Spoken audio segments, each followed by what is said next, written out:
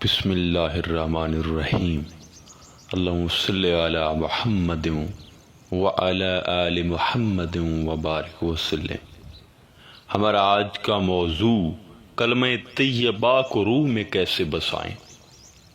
سامعین کرام، یاد رہے تمام مخلوق اور توحید کی کوئی چیز بھی آیات قرآن سے باہر نہیں،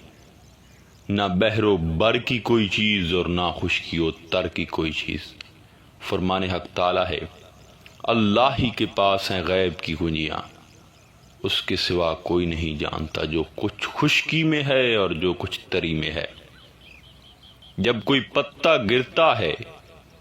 تو وہ اسے بھی جانتا ہے، اور زمین کے اندر تاریکی میں پڑا ہوا دانہ بھی اس کے علم میں ہے، اور خشکی و تری کی ہر چیز کتاب مبین میں درج ہے۔ اللہ تعالیٰ کے حکم سے قرآن مجید کی ہر آیت میں کامل حکمت و معرفت و جمیت و عنایت اور ولایت پائی جاتی ہے، لیکن اس تک رسائی وہ شخص حاصل کر سکتا ہے کہ جس کے روح میں کلمہ طیب بس جائے، جیسا کہ حضور سلطان العارفین حضرت سخی سلطان محمد باؤ رضی اللہ تعالیٰ عنہ فرماتے ہیں، اگر تو کلمہ طیب لا الہ الا اللہ محمد رسول اللہ کو ترتیب سے پڑھے، مطلب کہ صرف زبانی حد تک نہیں بلکہ یہ کلمہ تیرے دل و روح میں بس جائے، اور پھر تو پڑھے اس کلمہ کو، تو تیری نظر میں وہ برکت آئے گی کہ اگر تو پتھر یا دیوار یا خاک پر توجہ کرے گا تو وہ سونا چاندی بن جائے گی، کیونکہ صلح کل تو دونوں جہاں کے 18,000 عالم کی چابی ہیں، اور وہ چابی کلمہ طیب لا الہ الا اللہ محمد رسول اللہ ہے۔ آیات قرآن اور احادیث کے عین مطابق حضرات اسماعیل زاد کی مدد سے کلمہ طیبہ کی یہ چابی جب کسی کے ہاتھ میں آتی ہے تو شریعت محمدی کی برکت سے دونوں جہاں اس کے اختیار میں آ جاتے ہیں۔ کلمہ طیبہ سے یہ دونوں جہاں اختیار میں کیوں آتے ہیں، اس کی وجہ بتاتے ہوئے حضور سلطان صاحب فرماتے ہیں، کیونکہ ظاہر و باطن کے تمام علوم، کل و جز کے تمام علوم، توریت، زبور، انجیل اور قرآن کے تمام علوم، احادیث نبوی اور قدسی کے تمام علوم معرفت اور اسرار الہی کے تمام علوم، مشاہدہ طبقات اور 18,000 عالم کی تیر و سیر کے تمام علوم، اور چھوٹے بڑے تمام سفلی و علمی علوم کلمہ طیب لا الہ الا اللہ محمد رسول اللہ کی تہ میں پائے جاتے ہیں۔ تو جب انسان پر یہ علوم منکشف ہو جاتے ہیں تو پھر دونوں جہاں ہی کیا 18,000 مخلوقات بھی تابع فرما بن جاتی ہے۔ اب کیا ہر شخص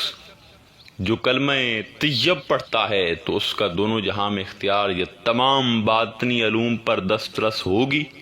نہیں ہوگی، کیونکہ کلمہ طیب تو منافق بھی پڑھتے ہیں، مسلمان بھی پڑھتے ہیں، مومن بھی پڑھتے ہیں، لیکن صرف زبان سے کلمہ طیب کی وہ ورد کرتے ہیں، اور زبان جو ہے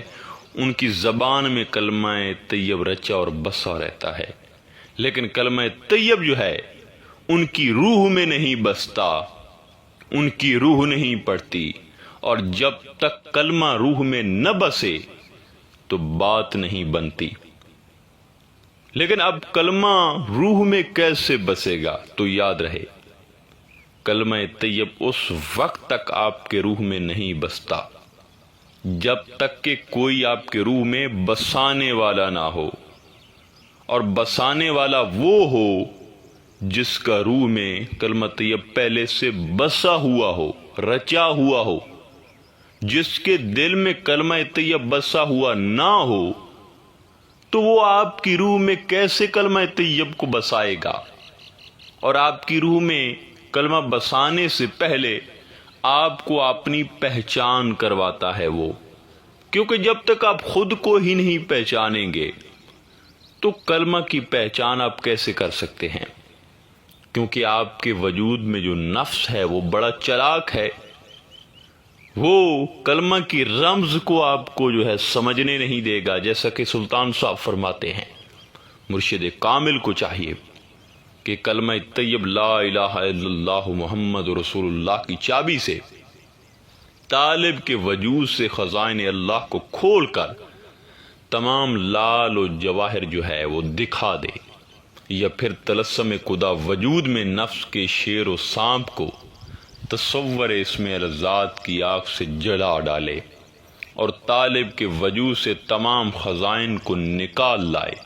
سامعین کرام، جب مرشد ایسا کرتا ہے جیسا کہ آپ نے فرمایا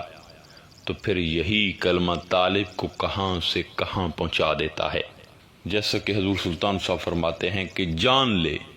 جب کلمہ سے قلب و روح کی زندگی اسے دوبارہ لوٹا دی جاتی ہے، حاصل ہو جاتی ہے، تو ہوتا کیا ہے کہ نفس مر جاتا ہے۔ جب نفس مر جاتا ہے تو جسم یہاں ہوتا ہے اور جان لا مقام میں ہوتی ہے، جہاں اسرار نور وحدانیت کا مشاہدہ اور حضوری قدرت سبحان کا استغراق حاصل رہتا ہے۔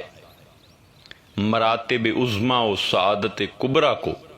یہ عطا پہلے ہی روز حاضرات اسم لذات اور برکت شریعت اور اسم اعظم و نصف و حدیث